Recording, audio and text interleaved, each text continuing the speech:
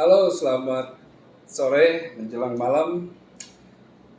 Ketemu lagi sama saya di acara Ngobboy, ngobrol bareng Boyan.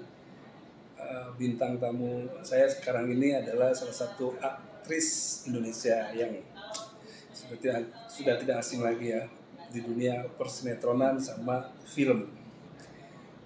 Sebelah kanan saya ada Mbak Rosita. Halo. Mbak Rosita ini senior saya di dunia acting. Saya mau ngobrol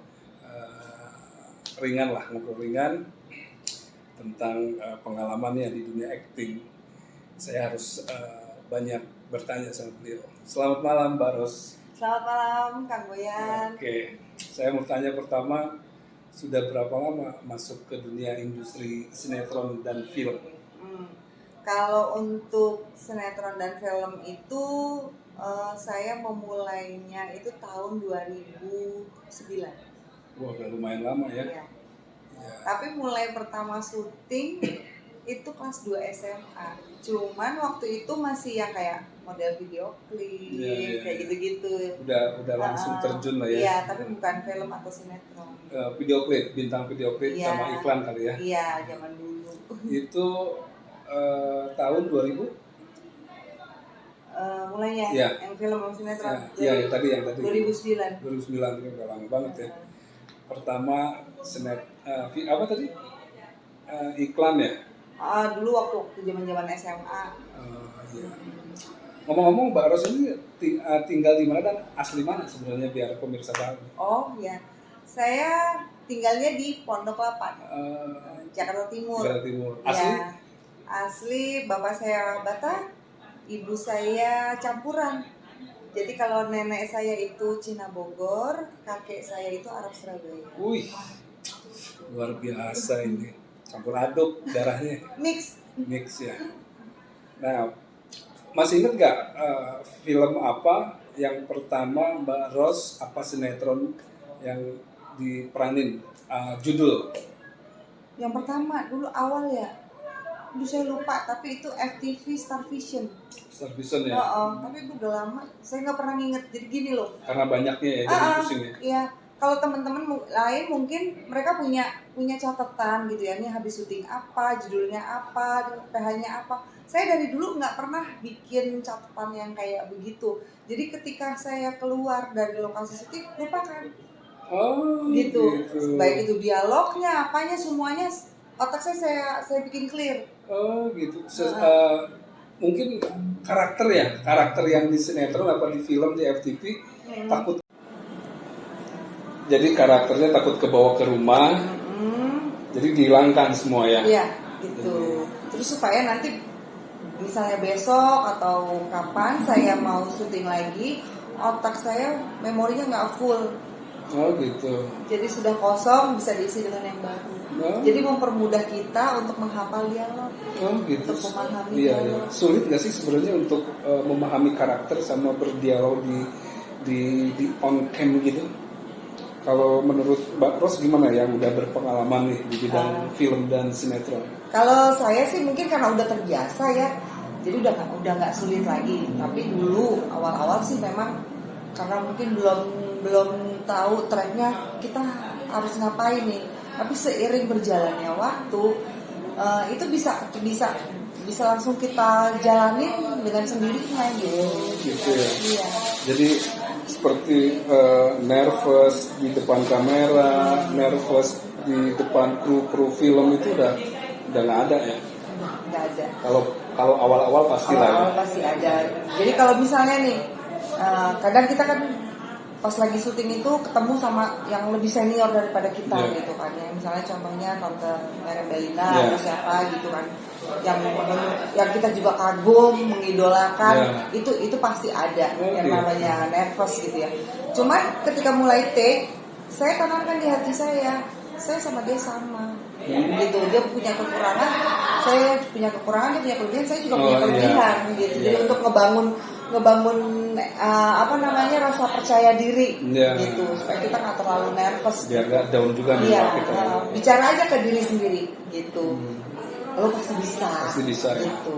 Pada intinya sama lah ya. Iya. Ya kan? mungkin yang jadi membedakan nama ya. Iya. Beliau Meriam Bellina ini Nasib. iya gitu ya. Oke, nah Kak Ros, setelah masuk ke dunia film dan sinetron, apa sih suka dukanya?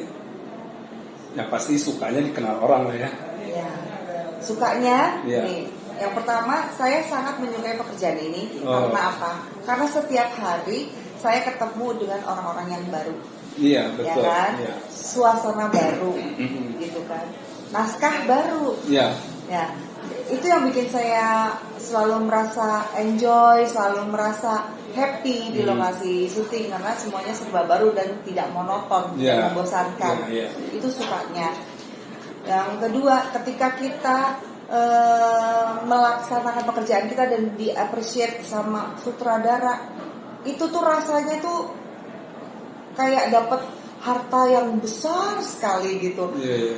Dapat tepukan tangan dari sutradara aja, aku mungkin rasa senengnya itu melebihi kalau misalnya kita dapat uang 1 Iya. koper atau 50 miliar gitu kan ya. Iya, iya. Padahal cuma Reward kalau lah ya. bagus gitu Iya. kan ya. Itu udah happy banget bagi saya itu. Dan kalau dukanya itu ya kalau misalnya kita dapat stripping ya kan, kita capeknya belum hilang, besok udah harus Calling lagi. berangkat lagi gitu. Dan dari pagi sampai malam, dari pagi sampai malam. Iya, harus kuat melek, harus kuat Iya. begadang. Jadi pinter-pinter kita aja curi-curi waktu untuk istirahat di lokasi. Itu suka dan dukanya. Jadi nggak mudah ya seorang aktor apa artis untuk apa ya menggeluti dunia entertain ya. Ya, Pasti banyak perjuangan yang harus kita lalui ya. Nggak semudah yang kalian lihat, teman-teman lihat bahwa oh itu enak terkenal bisa masuk TV, tapi dilihatlah perjuangannya ya, seperti senior saya ini. dan harus bisa jaga kesehatan. Oh iya nomor 1 Itu nomor 1. Makanan harus dijaga, jam istirahat juga tetap Iya. harus dijaga. Jangan sampai kita sakit ya kan, Iya. kerja belum beres, tahu-tahu kita jatuh sakit jadi nggak bisa lanjutin Iya. syutingnya kan. Oke, nah teman-teman, narasumber saya ini adalah salah satu pemeran film yang lagi viral di TikTok apa di media sosial yang lain, yaitu Layangan Putus yang diperanin Reza Rahardian, yang ceweknya saya nggak tahu. Putri Marino. Oh, Putri Marino. Nah, beliau ini salah satu pemeran ada di situ Iya. sebagai siapa? Kepala Ibu sekolah. kepala sekolah. Nah, ibu kepala sekolah. Nah, inilah salah satu pemerannya. Nah, Karos di dunia film, menurut Kak Ros itu sesulit apa sih sebenarnya? Begini. Maksud saya itu sesulit apa untuk masuk ke dunia hiburan film apa sinetron? Untuk orang-orang yang mau masuk nih ya. Saya sering dapat DM atau inbox ya kan dari Facebook atau dari Instagram dari teman-teman saya yang ada di situ yang mereka mungkin kepengen banget ikut terjun ke dunia film atau sinetron gitu kan ya. Saya bilang sama dia, bisa saja, tapi kamu harus mempersiapkan dirimu, bekalmu yang benar-benar mumpuni. Jangan sampai datang ke situ tanpa memiliki apapun Ya, bekal, knowledge-nya ya. gitu kan ya, pengetahuan tentang manajemen yang ada di film kayak bagaimana gitu. Jangan sampai juga kena tipu orang bahwa yang namanya syuting itu kita kerja. Betul. Jadi kita dibayar, namanya orang kerja itu dibayar, Betul, bukannya bayar, Ya, gitu benar, kan. benar. Itu yang selalu saya tanamkan ke mereka. Jangan sampai kalian itu gelap mata saking kepengennya jadi pemain film atau sinetron, terus kalian bayar sana bayar sini ditipu orang mau aja, jangan. Iya, gitu. iya, benar-benar. Jadi harus hati-hati ya, agensi lah ya. Ya. Harus hati-hati memilih agensi. Nah, perjalanan karir tadi udah, terus suka dukanya udah, terus oh ya, film terakhir apa sinetron terakhir yang dibintangi apa diperanin apa sekarang? Terakhir kemarin saya masih di FTV aja. Jadi teman-teman nih, kalau teman-teman lihat FTV yang ada di salah satu stasiun TV, ini pasti udah nggak asing lagi. Kalau nggak jadi dokter, jadi ibunya pemeran, terus jadi pokoknya spesialis yang seperti itulah. Mertua yang galak gitu, kayak gitu lah. Nah, ini orang yang sudah saya. Repot kalau jadi peran antagonis. Iya, susah juga ya. Iya. Oh iya, saya pengen nanya nih, sesusah apa sih memerankan karakter antagonis sama protagonis? Oke. Tapi kalau saya mungkin karena saya sudah terbiasa peran antagonis, itu untuk menghafal dialog lebih cepat. Oh gitu, iya. Sesuai skrip. Jadi sepanjang apapun saya marah, itu saya bisa cepat langsung hafal. Tidak gitu. improve gitu. Tidak improve. Oh gitu ya. Karena udah karakternya udah kena di situ ya. Mungkin juga karena speednya cepat. Iya. Ketika kita membaca dialog antagonis itu atau dialog yang penuh dengan emosi itu kan speednya cepat. Yeah. Sedangkan yang di protagonis kita kan bicaranya speednya lebih lembut, lamban, intonasinya lebih rendah gitu kan ya.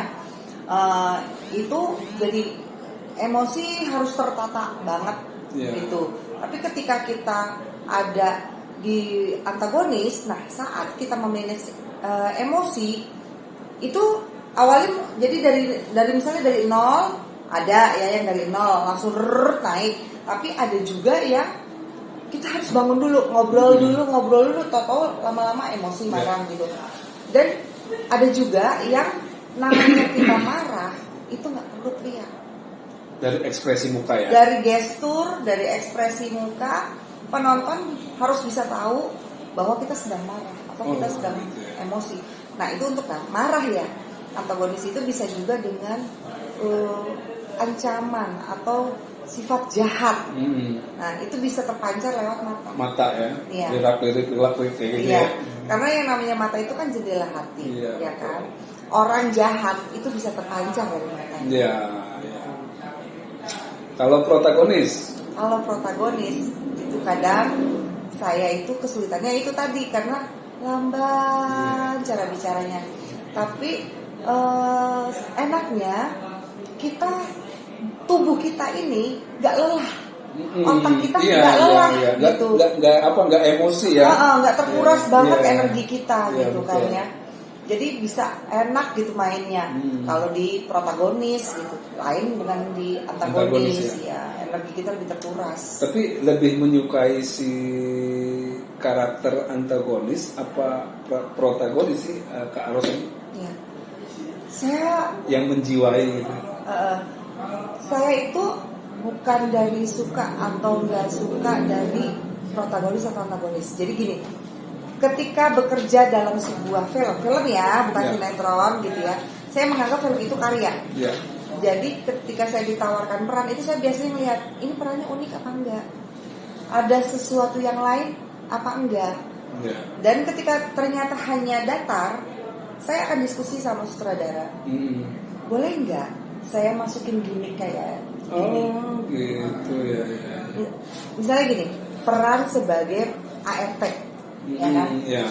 Semua orang mungkin tahu ART itu mungkin kalau di film gerak-geriknya gimana. Nah, itu saya mau bikin ketika main di layanan di Tersanjung, saya juga sebagai ART kan ya di situ. Saya akan bedakan ketika saya menjadi ART di Cinta Fitri. Sama-sama ART. Tapi orang akan bisa bedain, oh ini bukan ART yang sama, walaupun wajahnya sama gitu. Jadi saya bikin gimmick sendiri untuk membedakan. Gitu. Dari gestur juga harus beda ya, dari ART film ini sama ART film ini, gitu kan? Walaupun profesinya sama. Sama gitu. Ada misalnya temen nih di sinetron, di judul apapun gestur tubuhnya dia sama seperti itu. Cara bicaranya dia, bahasa yang dia pakai itu sama di judul apapun. Saya nggak mau kayak begitu. Jadi selalu saya bedakan. Misalnya gini, di naskah mungkin bahasanya bahasa Indonesia. Di judul A, saya bilang sama sutradaranya, boleh nggak saya pakai dialek Sunda, gitu kan? Walaupun bukan orang Sunda. Walaupun bukan Sunda. Terus nanti pindah ke sinetron yang lain, bahasa Indonesia juga kan yang namanya di naskah. Center bilang boleh nggak saya pakai bahasa Jawa. Iya. Gitu. Jadilah seorang aktris ini dia bisa memainkan beberapa karakter, ya kan, dan bahasa, dialek bahasa. Dia mau menjadi orang Sunda, dia bisa menjadi orang Sunda. Jadi orang Sumatera, dia bisa, gitu kan. Itulah keunggulan salah seorang artis ya, artis yang luar biasa sih, menurut saya luar biasa ya. Dia bisa memilih karakter yang dia mau, gitu kan. Teman-teman, di acara Ngobboy sekarang, ngobrol bareng Boyan, sekian dulu karena semua udah diceritain mulai dari pengalaman bintang tamu saya, narasumber saya, karirnya, ilmu-ilmu yang dia alamin selama dia syuting, udah diomongin semua.